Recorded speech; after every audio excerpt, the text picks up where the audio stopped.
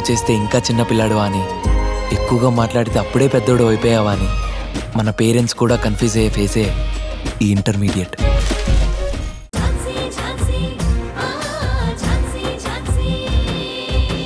Sridhar office నుంచి ఎన్నింటికల్లా వచ్చేస్తారు? 6 వచ్చేస్తారక్క. రాణి, నీ కొత్త కాపురం ఎలా ఉంది? అంత బానే ఉంది కదా? అంతా బానే ఉందక్క.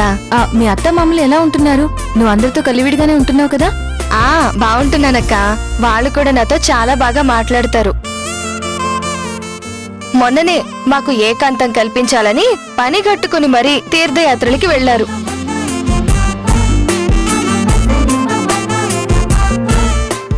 అక్క, గమనించనే లేదు. ఏంటా పూలు? ఏంటక్క కొత్తగా పూలు పెట్టుకున్నావు? ఏ, నేను పూలు పెట్టుకోకూడదా? అది కాదు, ఎప్పుడు పెట్టుకోవు కదా. ఏం లేదు, ఇందాక గౌతమ్ గారు నేను వస్తుంటే దారిలో పూలు అమ్మే ఆవిడ కనిపించింది. గౌతమ్ గారే కొనిపెట్టారు. ఆహా, గౌతమ్ గారే కొనిపెట్టారా? అది మల్లెపూలు. భలే ఉందక్క మీ ఇద్దరి మధ్య వ్యవహారం. ఏయ్, ఏం మాట్లాడుతున్నావు? నా దగ్గర డబ్బులు లేవు కాబట్టి తను కొనిపెట్టారు. నీ దగ్గర డబ్బులున్నా గాని తనే కొనిపెడతారులే అక్క. ఏది ఏంటి కొంచెం కిందకి పెట్టుకున్నట్టున్నావు? ఈ పూలు నేను పెట్టుకోలేదు, గౌతమ్ గారే పెట్టారు. ఆహా, మల్లెపూలు కొనిపెట్టడమే కాకుండా నీ తల్లో కూడా పెట్టారా?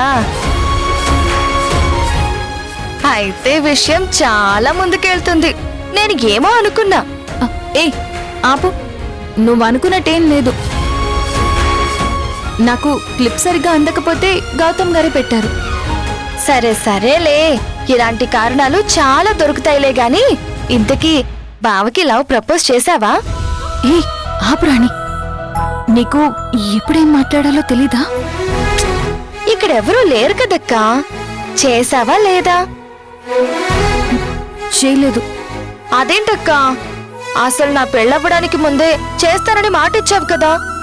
చెప్దాం అనుకున్నాను, కానీ సిచ్యువేషన్ రాలేదు. కనీసం ఇప్పుడైనా చెప్పక్కా. ఏరి బయటికి వెళ్ళిపోయారు కదా, వచ్చాక చెప్తావా? చూద్దాంలే. చూద్దాంలే కాదక్కా, చెప్పాల్సిందే. సరేలే. తల్లో మల్లెపూలు పెట్టించుకున్నావు గాని మనసులో ప్రేమ మాత్రం బయటికి చెప్పవా? నువ్వు కాసేపు సైలెంట్ గా ఉంటావా? గౌతమ్ గారు వస్తున్నారు.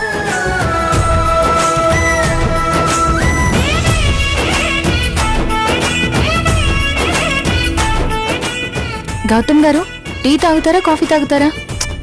ఏమొద్దండి, ఏదో ఒకటి తీసుకోండి. ఇప్పుడే కదా వచ్చింది, ముందు కాస్త ప్రశాంతంగా ఊపిరి తీసుకొనివ్వండి, తర్వాత ఏదో ఒకటి తీసుకుంటాను. భలే చెప్పారు సార్. అయినా సడన్ గా వెళ్ళారేంటి? ఎక్కడికి వెళ్ళారు? నాకేదో మిస్టీరియస్గా ఒక మనిషి కనిపిస్తే అతను ఎవరో కనుక్కుందాం అని వెళ్ళాను. మిస్టీరియస్ గా మనిషి కనిపించాడా? ఎక్కడ సార్? ఎక్కడ? మాధవ్ గారు, ఆగండి ఆగండి. ఆగేదే లేదు సార్. ఆ మిస్టీరియస్ మనిషి ఎక్కడున్నాడో పట్టుకుని వాడిని హిస్టరీలో కలిపేయాలి. మాధవ్ గారు కంగారు పడకండి, వాడు కనిపించలేదు, ఎస్కేప్ అయినట్టున్నాడు. ఇక్కడ నుంచి అనుమానంగా ఇక్కడ ఎవరు కనిపించినా అస్సలు వదలొద్దు. ఎస్ సార్, మీరు చెప్పినట్టే చేస్తాను. రాజుగారు నేను మార్చి మార్చి డ్యూటీ చేస్తున్నాం. డ్యూటీ అందరూ చేస్తారు, కానీ పర్ఫెక్ట్ గా చేసేవాళ్ళు చాలా తక్కువ. సార్, నా మాటలు మీకు తమాషాగా ఉండొచ్చు, కానీ డ్యూటీ విషయంలో నేను సిన్సియర్గా ఉంటాను సార్. అసలు మిమ్మల్ని చూస్తే మాకు సిన్సియారిటీ ఏంటో తెలిసింది. మీరు చెప్పినట్లే చేస్తాం సార్. థ్యాంక్ యూ మాధవ్ గారు. నేను సస్పెన్షన్లో ఉన్న నా మాటకు విలువిచ్చి ఇక్కడ మీరు డ్యూటీ చేస్తున్నారు. చాలా థ్యాంక్స్. అయ్యో, దేనికి థ్యాంక్స్ ఎందుకు సార్? నేను ఈ సస్పెన్షన్ నుంచి బయటపడాలంటే నాకు మీ హెల్ప్ చాలా అవసరం. అవును మాధవ్ గారు, ఆ టామ్ మనుషుల్ని పట్టుకోగలిగితే గౌతమ్ గారు ఈ కేసు నుంచి బయటపడగలరు. అక్క, ఇదే కరెక్ట్ టైం. నీ లవ్ మ్యాటర్ చెప్పేసే. నువ్వు ఊరుకో, అసలే సస్పెన్షన్లో ఉన్నారు. ఎప్పుడు ఏం మాట్లాడాలో కూడా తెలీదా? ఇప్పుడు చెప్తేనే బావగారు బాధలో నుంచి బయటపడతారు. నేను అసాపుతావా? అది కాదక్కా. Hello, excuse me.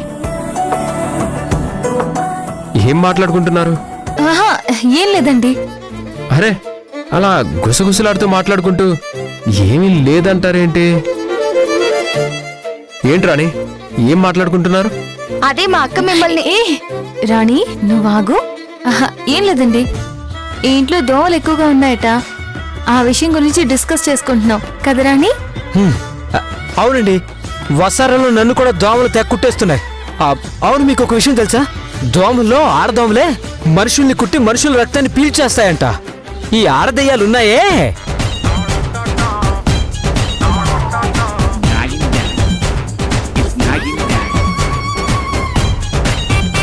అయ్యో మిమ్మల్ని కాదు మేడం,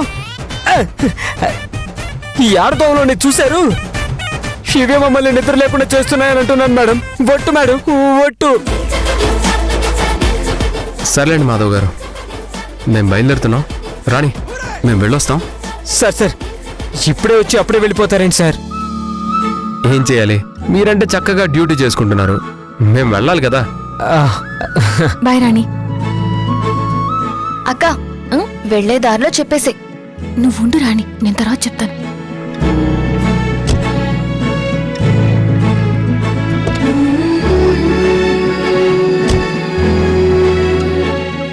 బాయ్ సార్.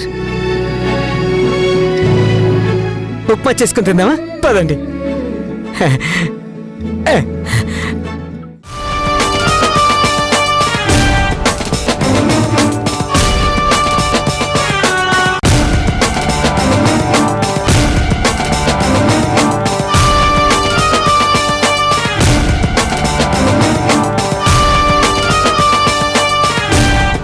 టామ్, నీకోసం ఎవరో విజిటర్ వచ్చారు. సూర్యకి ఇవ్వాల్సిన డబ్బులు ఇచ్చేశాను కదా, మళ్ళీ ఎందుకు వచ్చాడు?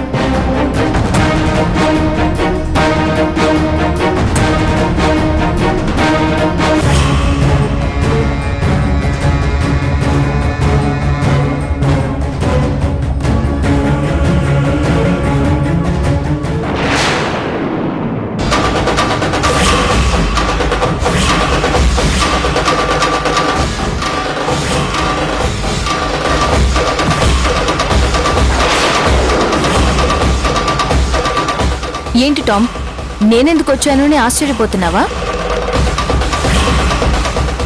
ఏం లేదు, నీతో మామూలుగా మాట్లాడదామనే వచ్చాను. నాతో నీకు మాటలే ఉంటాయి. చూడు టామ్, రాణి విషయంలో నువ్వు తప్పు చేసావు. దానికి జైలు శిక్ష అనుభవిస్తున్నావు. అసలు జైలు అంటే ఏంటో తెలుసా? ఒక ధార్మిక దేవాలయం లాంటిది. తప్పు చేసిన వాళ్ళు ఆ తప్పుని సరిదిద్దుకుని మిగిలిన జీవితాన్ని సక్రమమైన మార్గంలో నడవడానికి, పగా ప్రతీకారాలు వదిలేసి ప్రశాంతంగా బతకడానికి. మన చట్టాలు రూపొందించింది కూడా అందుకే. ఒక మనిషి ఏ పరిస్థితుల్లోనైనా తప్పు చేసి ఉండొచ్చు, కానీ ఆ తప్పుని సరిదిద్దుకుని ఆ ఆలోచనల నుంచి బయటికి రావడానికి ఇచ్చే టైమే జైలు శిక్ష. రాణి విషయంలో కోర్టు నీకు 7 ఏళ్లు జైలు శిక్ష విధించింది. నువ్వు ఇప్పటికైనా మనిషిగా మారు.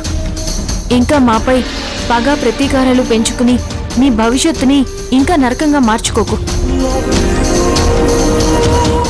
రావణ్ విషయంలో దయచేసి నువ్వు చేసిన తప్పు ఒప్పుకుని అప్రూవర్గా మారు. గౌతమ్ గారు లాంటి సిన్సియర్ ఆఫీసర్ సస్పెన్షన్ నుంచి బయటపడే అవకాశం దొరుకుతుంది.